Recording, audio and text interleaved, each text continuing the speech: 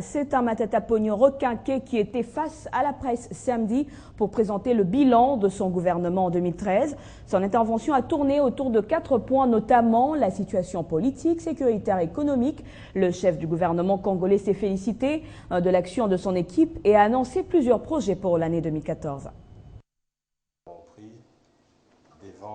C'est un exercice auquel il s'adonne depuis qu'il est à la tête du gouvernement. Matata avec toute son équipe sont très dévables au peuple congolais.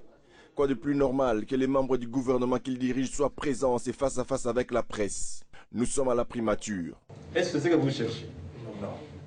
L'exercice consiste à faire le résumé de l'action de l'exécutif national. 4 points sont pour se faire choisir. La situation politique, diplomatique et sécuritaire, la situation économique et monétaire, la situation sociale ainsi que les perspectives pour l'année 2014. S'agissant des aspects politiques, sécuritaires et diplomatiques, il convient de noter que le bilan principal du gouvernement tourne autour du succès éclatant. Succès héroïque, succès historique. Dans l'ensemble, c'est un Matata plus que jamais offensif qui s'est livré à la presse nationale et internationale, chiffres à l'appui. Le Premier ministre a fait étalage des performances de son gouvernement en dépit des incertitudes. Le taux de croissance économique de la RDC à fin décembre 2013 est allé à 8,5%.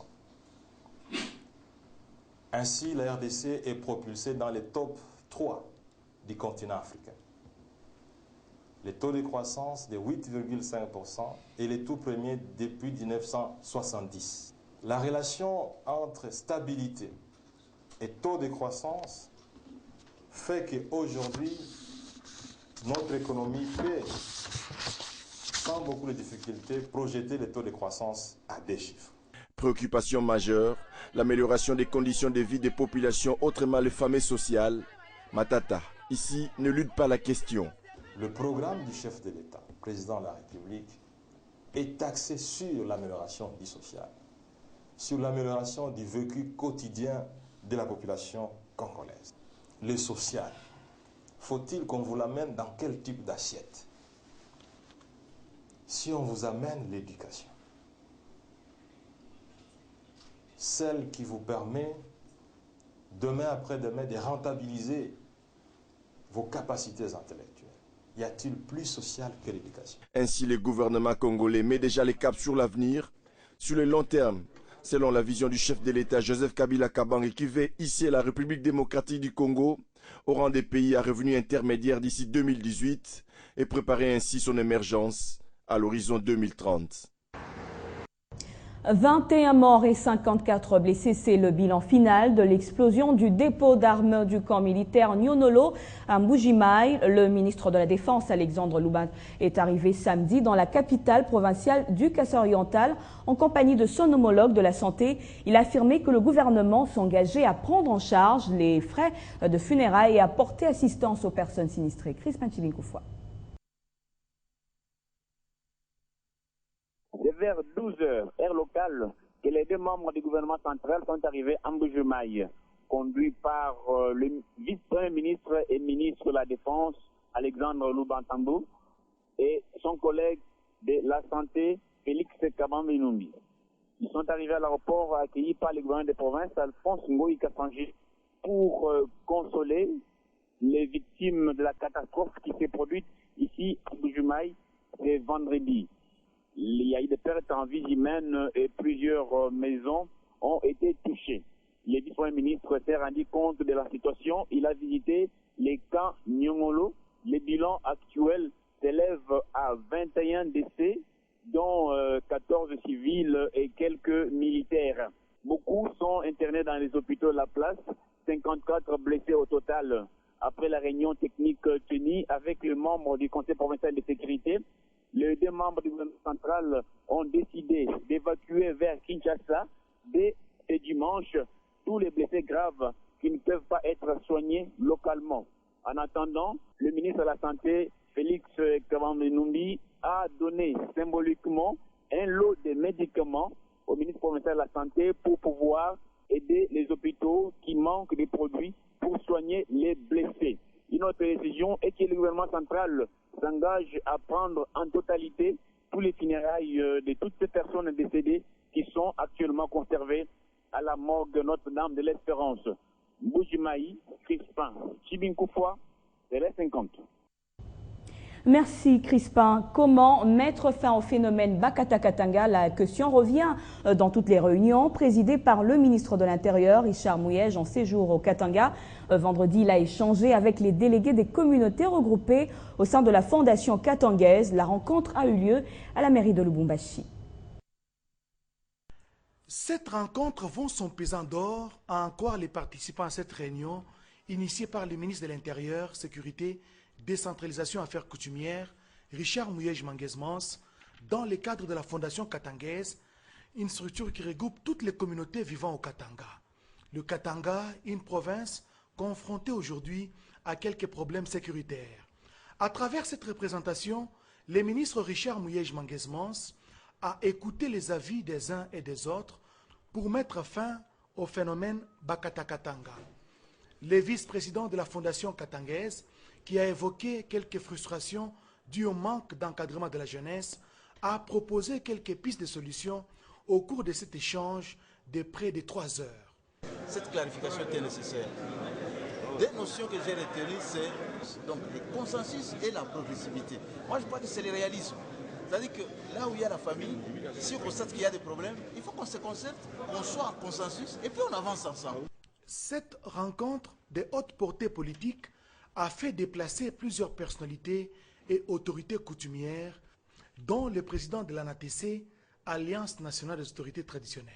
L'écart qui existe entre décentralisation et découpage est démontré que le découpage ne peut en aucun cas constituer une pesanteur pour la mise en œuvre de la décentralisation. Et toutes les explications ont été données, apparemment tout le monde a suivi et souvent c'est des polémiques qui sont animées de mauvaise foi parce que les gens refusent de comprendre. Et pourtant le ministère a publié énormément de documents pour essayer d'expliquer. De toute façon nous continuerons à sensibiliser à la centralisation et au chemin du découpage. Et nous avons insisté sur le principe de consensus et de progressivité et que les gens comprennent que nous le ferons en douceur, ce que c'est le découpage et en quoi consiste l'efficacité de cette stratégie. En Centrafrique, la présidente Catherine Samba-Panza a désigné samedi la deuxième tête de l'exécutif de transition. C'est André Nzapayeke qui occupe maintenant le poste de Premier ministre. Ce technocrate qui revendique une expérience de terrain devra gérer conjointement avec la chef de l'État un pays en crise et le conduire à des élections présidentielles et législatives d'ici à début 2015. Mais alors pourquoi est-ce que le choix de la nouvelle présidente de la Centrafrique a porté sur ce technocrate? Réponse dans cet élément qui nous retrace le portrait d'André Nzapayeke. Ma première réaction, c'est d'abord une grande fierté. Je me sens très honoré par cette décision de Madame le chef de l'État. Une de mes réactions, c'est d'abord d'avoir une pensée pour toutes les victimes de la longue crise que nous traversons ici, aux orphelins, aux veuves, aux veufs, et aux pères et aux mères qui ont perdu des enfants et des parents. Et je pense que le moment est venu pour nous tous, centrafricains de tous bords, pour qu'on s'asseye à table, qu'on retrousse nos manches et qu'on essaie de sortir notre pays de l'ornière. Le tout Premier ministre a un profil technocrate. André Nzapayeke, 62 ans, est un ancien de la Banque africaine de développement, actuel vice-président de la Banque de développement des États d'Afrique centrale depuis fin 2012. Il est né à Bangassou, dans le sud-est du pays, le 20 août 1951. Après des études aux Pays-Bas, il a travaillé dans le secteur du développement pendant plusieurs années, sillonnant des villages et des très nombreuses préfectures. Au-delà de cette expérience de terrain, le curriculum vitae du nouveau Premier ministre est avantageux. André Nzapayeke a créé le bureau d'études, le COSOCIM. Il a été ministre du Développement rural et enseigne à l'université. L'un de ses proches rappelle également qu'il a travaillé sur la question des soldats mutins en début des années 90 au sein du Conseil de sécurité du gouvernement. C'est pour son parcours à l'international que l'homme est le plus connu. Il a collaboré avec différentes organisations, la Banque mondiale, les Nations unies, la coopération luxembourgeoise. À la Banque africaine de développement, il a travaillé sur l'application des accords de paix entre les parties en conflit au Soudan. Au sein de cette organisation, il a aussi occupé le poste d'administrateur pour l'Afrique centrale.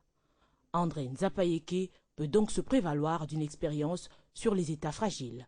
La question est désormais de savoir quel sera l'impact de sa nomination sur les fortes violences qui secouent Bangui depuis le milieu de semaine, avec en moyenne une dizaine de morts chaque jour.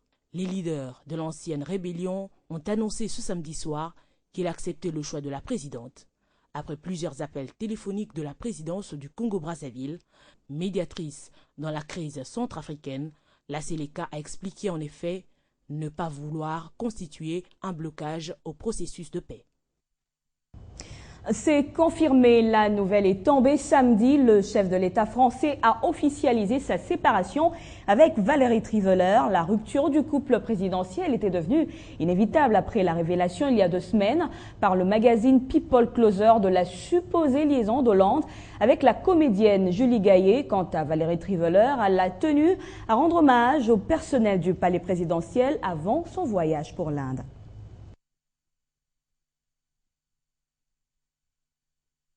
Toute ma gratitude va à l'extraordinaire personnel de l'Élysée. Je n'oublierai jamais son dévouement ni l'émotion au moment du départ. C'est par ce quelques mots postés sur Twitter que l'ex-première dame de la France, Valérie Trierweiler, a mis un terme à 8 années de vie conjointe passée avec François Hollande. Le président français a précisé à son tour qu'il s'exprimait à titre personnel et non en tant que président, car il s'agit de sa vie privée. Je fais savoir que j'ai mis fin à la vie commune que je partageais avec Valérie Trierweiler. François Hollande s'est engagé à clarifier sa situation avant la visite officielle qu'il doit effectuer le 11 février aux États-Unis. Selon le journal du dimanche, François Hollande et Valérie Trierweiler, qui ces derniers jours habitaient dans la résidence présidentielle de la Lanterne, à Versailles, près de Paris, ont réglé jeudi autour d'un déjeuner les modalités de leur séparation. La désormais ex-dame de France doit s'envoler ce dimanche pour un voyage humanitaire en Inde. L'Élysée a sans doute préféré éclaircir les choses avant son déplacement qui se fera avec l'ONG Action contre la faim. C'est donc en simple citoyenne et non plus au titre de première dame que Valérie Trierweiler partira à Bombay. François Hollande, lui, est attendu lundi à Ankara pour une visite d'État de 2 jours en Turquie. Le concernant, une question se pose désormais. Y aura-t-il dans un proche avenir une nouvelle première dame à l'Élysée? Impossible à dire pour l'instant. Une majorité des Français y serait opposée. Selon un sondage, 54% des Français ne souhaitent pas que la prochaine campagne du chef de l'État joue un rôle officiel. À Paris, les Français semblent vouloir déjà tourner la page de cet épisode mi-politique.